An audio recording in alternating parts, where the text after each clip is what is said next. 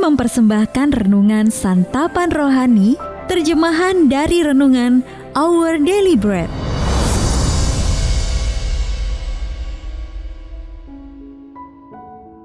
Untuk menerima notifikasi video baru kami, silakan tekan tombol subscribe dan tanda lonceng di bawah ini.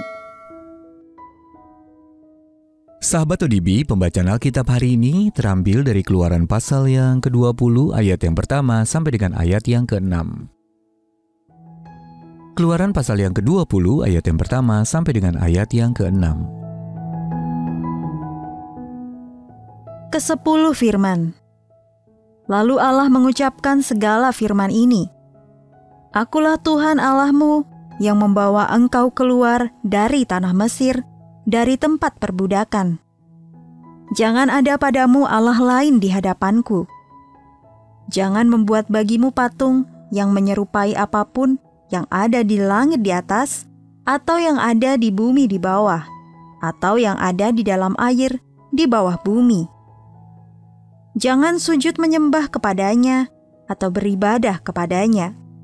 Sebab aku, Tuhan Allahmu, adalah Allah yang cemburu, yang membalaskan kesalahan bapa kepada anak-anaknya, kepada keturunan yang ketiga dan keempat dari orang-orang yang membenci aku. Tetapi aku menunjukkan kasih setia kepada beribu-ribu orang, yaitu mereka yang mengasihi aku dan yang berpegang pada perintah-perintahku. Ayat Mas Renungan hari ini terambil dari Keluaran pasal yang ke-20 ayat yang keempat. Jangan membuat bagimu patung yang menyerupai apapun. Renungan hari ini berjudul Berhala dalam Hati, ditulis oleh Kenneth Peterson. Sahabat ODB, ini adalah tips liburan. Jika Anda bepergian melewati kota Middleton, Wisconsin, ada baiknya Anda mampir mengunjungi satu museum yang bernama Museum Monster Nasional. Bagi mereka yang menganggap satu jenis monster saja sudah cukup, tempat ini sangat mencengangkan. Karena di dalamnya ditampilkan 6.090 jenis monster yang berbeda-beda dari seluruh dunia. Lain lagi di kota McLean, Texas. Di sana, Anda mungkin akan terperanjat menemukan museum kawat berduri. Atau mungkin lebih terkejut karena ada orang-orang yang begitu menyukai pagar kawat. Luar biasa sekali hal-hal apa saja yang kita anggap penting dan berharga. Seorang penulis bahkan berkata bahwa menikmati senja di museum pisang bukanlah pilihan yang buruk, meski bukan selera semua orang. Kita mungkin menganggap semua museum tadi lucu, tetapi perlu disadari bahwa mungkin saja kita pun membangun museum-museum kita sendiri. Semuanya itu ada di dalam hati kita. Tempat kita membanggakan dan mendewakan berhala buatan kita sendiri.